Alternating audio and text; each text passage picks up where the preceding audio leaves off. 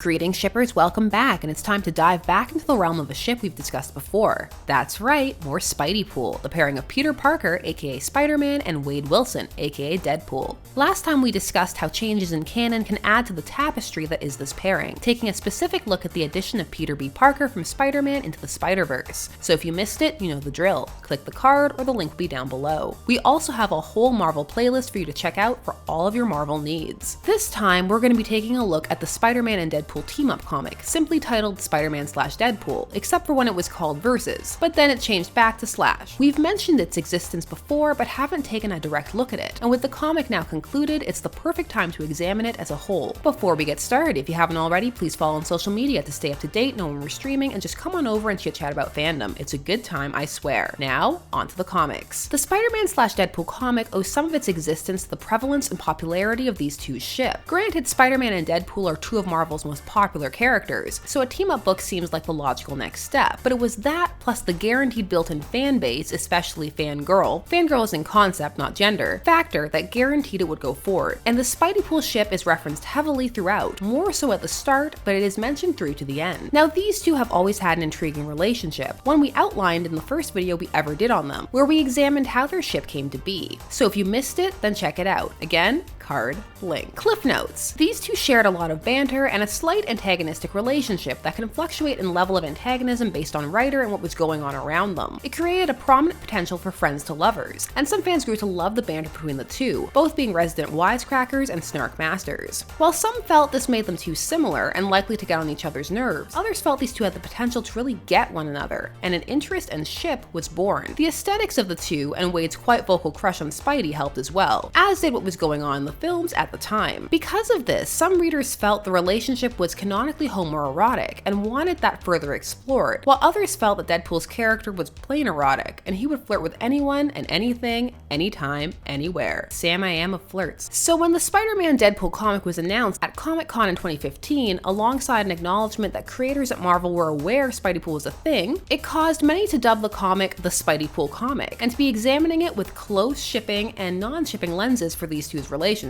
That meaning that shippers were looking for their ship, and non-shippers were looking to see if it would be catering to that side of the fan base. This comic ultimately ran for 50 issues, a feat in the modern, at the time of this recording, era of comics. Running from 2016 to 2019, with the first creative team being a return of the classic team-up of Joe Kelly and Ed McGuinness, who first launched Deadpool into the public consciousness in 1997, though he had been a character for years prior, this had been his first solo outing, and served and was the beginning of the character's rise to popular dominance. So fans were excited to see these two reunited for these two's team-up, and the first issue's arc being dubbed Isn't It Bromantic promised a lot in terms of how much this comic would focus on these two's relationship. In fact, some called the entire outing pandering, which technically was true, but pandering need not always be a negative, if tastefully employed. Whether this series did that will have to be left to readers' discretion. I will tell you this, readers, at the video's conclusion. Kelly and McGuinness would create an overarching plot for these two, centering around Deadpool trying to change his mercenary ways and become closer to his idol and crush Spider-Man, while Peter battled demons of his own as Mephisto tried to get his claws into him once more. However, this story was not a straight shot, and was interrupted by small mini-arcs done by guest writers and artists, as well as some crossover elements from other books running at the time, which could at times make it a bit of a choppy read, and break up some of the suspense. Though if one was only reading to see these two interact, that was always a given, so it may have been less frustrating. And of course, with any series, it is par for the course in this era for them to be interrupted because of events, which, once a rarity, now occur on a near yearly basis. And if comics are popular, it's not uncommon for editors to want them to cross over to try and encourage readers to read multiple comics at the same time, hence boosting sales.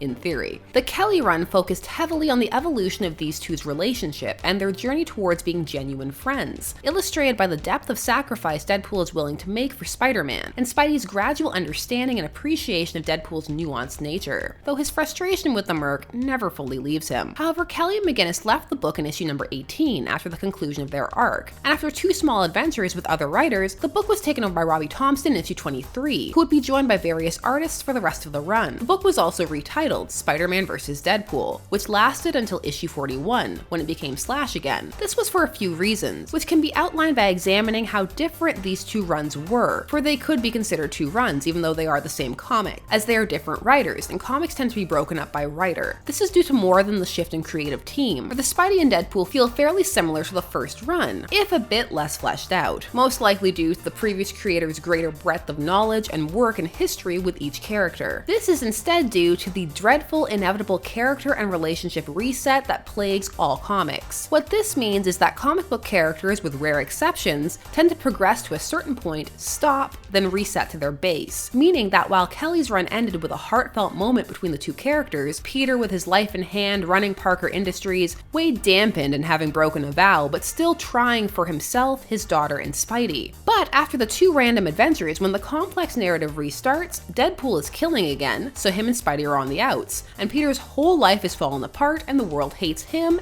and Spider-Man. So it's a bit of a tonal shock, especially if one was only following this book. That, coupled with a new writer and artist, made it feel like a completely different book. Hence the versus is there because these two are now at odds. The Slash returns after they have mostly repaired their friendship. Thompson's run was more overarching plot-based, with character moments thrown in. It started off with a big chameleon, life model decoy plot. The whole thing read well collectively as a whole, with the moments building, and a highlight were old besties Peter Parker and Deadpool, showcasing a potential future for these two if they could sort out their present. The series ends with a road trip that turns into a meta trip to the real world to capture the comic's writer. So depending on your tolerance for meta-ness, your mileage will definitely vary. So is this comic shippable? Well, first let us outline that when one is already entering a work with a ship already in mind or active, it can and most likely will alter how one reads the work, which can even create compartmentalized reviews, though some will simply have biased reviews without fully examining them. For the compartmentalized ones, you could have such scenarios wherein one rates the story/art and other details on one level and the amount of shipping fodder on another. So an issue could be good with lots of shippable moments, or good with no shippable moments, or the same flipped for bad, or of course meh.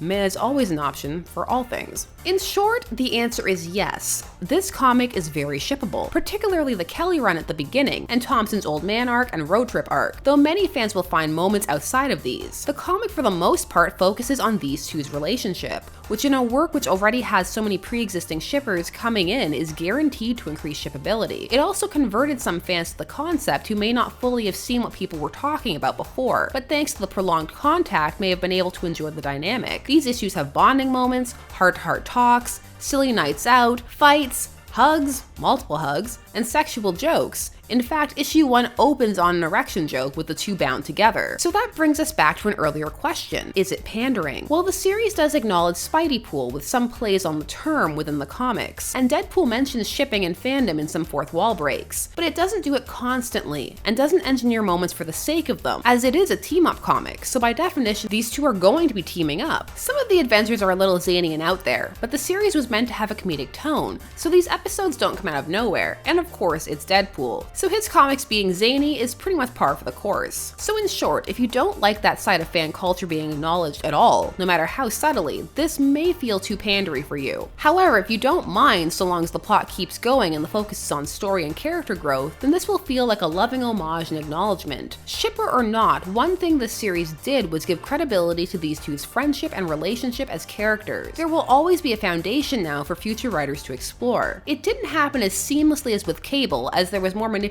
of events needed to get these two together, but it has been a treat for fans of these two nonetheless. Also, yes, we've talked about Cablepool, Card, Link. However, not everyone came away from this series shipping these two, not even those who shipped them initially, and continue to do so, just not in this continuity. The reason? Well, one of the hallmarks of Spidey and Deadpool's relationship is Deadpool's zeal and need to please and be respected by Spidey, and Peter's constant genuine annoyance with him. The frustration and anger Peter feels towards Wade in this series are not for show, it's real. There are times when he truly dislikes him, and he will regularly insult him, at times quite hurtfully. He also physically hurts him, stabbing him and at one point decapitating him. This is coupled with Wade's low self-esteem and views of himself that he deserves to be treated badly because of who he is, so he will tolerate pretty much anything and come back for more. He will also acquiesce to almost anything Peter wants, making the relationship occur pretty much entirely on Peter's terms, even when Wade tries to manipulate things. Now for some, they read this as part of the complex web these two weave, and it shows these two will be there for each other in their worst and darkest moments and can come through anything. However, for others, it was a complete turnoff.